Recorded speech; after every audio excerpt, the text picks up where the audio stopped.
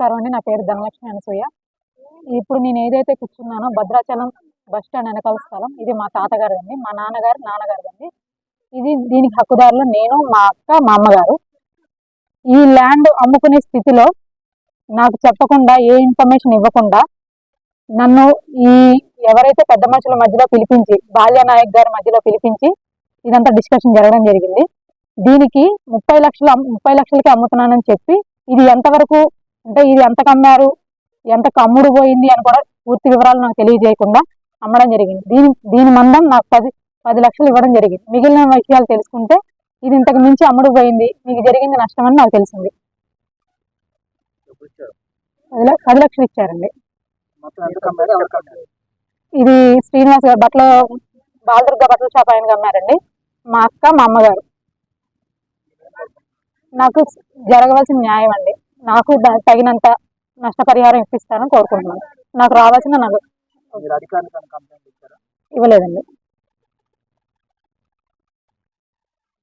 నా పేరు ముద్దా పిచ్చయ్య, దళిత సంక్షేమ సంఘం. భద్రాచలంలో చట్ట వ్యతిరేక సెటిల్మెంట్లు జరుగుతున్నాయంటానికి నిదర్శనమే ఈ సంఘటన. ఏదైతే తాతగారి ఆస్తిలో నాకు హక్కు ఉందని చెప్తున్న మహిళ ఎవరైతే ఉన్నారో ఆ మహిళని కొంతమంది పెద్ద మనుషులు తీసుకొచ్చి బెదిరించి సంతకాలు పెట్టించిన సంఘటన ఇది. వాళ్ళ తాతగారి ఆస్తికి సంబంధించి వాళ్ళ అమ్మగారు, వాళ్ళ అక్కగారు మరి ఈ భూమిని ఎవరైతే వ్యక్తి కొన్నారో అతనికి ఎంత కమ్మారు, ఎంత తీసుకున్నారనే ఆ మహిళకి తెలియకుండా మరి ఈ రోజున ఆ మహిళను మోసం చేసిన సంఘటన భద్రాచలంలో జరగడం చాలా దురదృష్టకరం. ముఖ్యంగా ఇక్కడ ఎన్ని చట్టాలున్నా కానీ డబ్బున్న వాడికి చుట్టాలుగానే మారుతూ ఉన్నాయి. మరి ఈ ప్రాంతంలో బహుళంతస్తులు భవనాలు కట్టకూడదని చట్టాలున్నాయి. గిరిజనేతరుల మధ్య భూబదలాయింపు జరగకూడదని చట్టాలున్నాయి. అయినా సరే గిరిజనేతరుల మధ్య భూబదలాయింపులు జరుగుతూ ఉన్నాయి, అక్రమ నిర్మాణాలు జరుగుతూ ఉన్నాయి. ఈరోజు ఇక్కడ కూర్చున్న ప్లేసు కూడా గిరిజనేతరుల మధ్య భూబదలాయింపు జరిగినట్టు ఖచ్చితంగా తెలుస్తూ ఉంది. అదేవిధంగా మరి ఈ రోజున ఇంత చట్ట వ్యతిరేక పనులు జరుగుతూ ఉన్నా మరి అధికారులు నిద్రపోతున్నట్టున్నారు. మరి ఎప్పుడు మేలుకుంటారో తెలియదు, మరి ఈ చట్టాలను ఎప్పుడు రక్షిస్తారో తెలియదు. అదేవిధంగా ఈ మహిళ విషయంలో ఎవరైతే మధ్యవర్తులుగా ఉండి మరి ఆ మహిళకి మోసం చేశారో ఆ మహిళకి న్యాయం జరిగేంత వరకు కూడా మేము దళిత సంక్షేమ సంఘంగా అండగా ఉంటామని తెలియజేస్తూ జై భీమ్. నా పేరు శివప్రశాంత్, సిపిఎంఎల్ మాస్టర్ పార్టీ భద్రాచలంలో రోజు రోజుకి ఇక్కడ ఏజెన్సీ చట్టాలు ఉన్నప్పటికీ ఒకరికి తెలియకుండా ఒకరికి సంబంధించినటువంటి కుటుంబ సభ్యులలో సఖ్యత లేకపోయినా, ఇంటర్ క్యాస్ట్ మ్యారేజ్ చేసుకున్నా వాళ్ళకి ఎటువంటి సమాచారం ఇవ్వకోకుండా ఆర్థిక సంబంధించినటువంటి సౌలభ్యాల కోసం కొంతమంది చేసేటువంటి పంచాయతీల వల్ల ఈరోజు ఒక ఆడపిల్ల రోడ్డెక్కాల్సినటువంటి పరిస్థితి, దౌర్భాగ్యమైన పరిస్థితి కనపడతా ఉంది.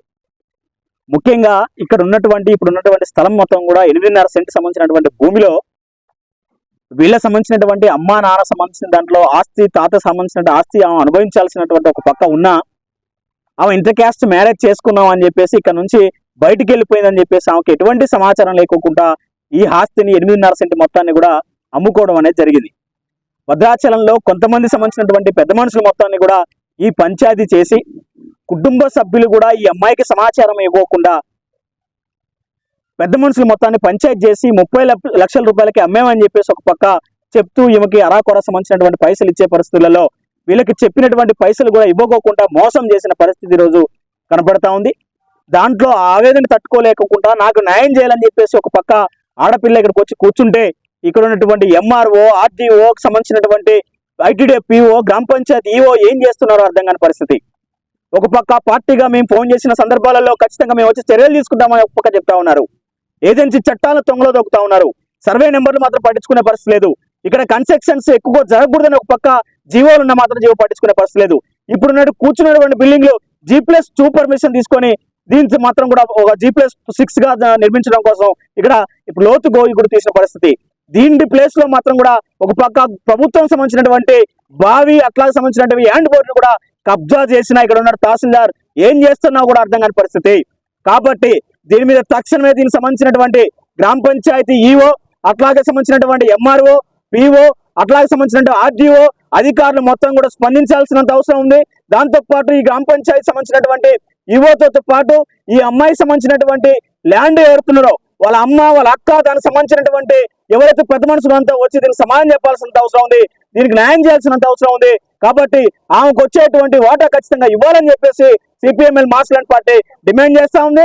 లేని పక్షంలో ఖచ్చితంగా ఈ సంబంధించినటువంటి ధర్నాన్ని ఉధృతం చేస్తామని, రానున్న రోజులలో ఇదే దౌర్భాగ్య పరిస్థితి వస్తే ఖచ్చితంగా కొట్టుకోవడం చేస్తారు. కాబట్టి లాండ్ ఆర్డర్ ప్రాబ్లం అయింది కాబట్టి పోలీసు వారు కూడా దీన్ని కూడా ఖచ్చితంగా పరిగణనలో తీసుకొని ఈ సమస్య పరిష్కారం చేయాలని చెప్పేసి మేము డిమాండ్ చేస్తా ఉన్నాం.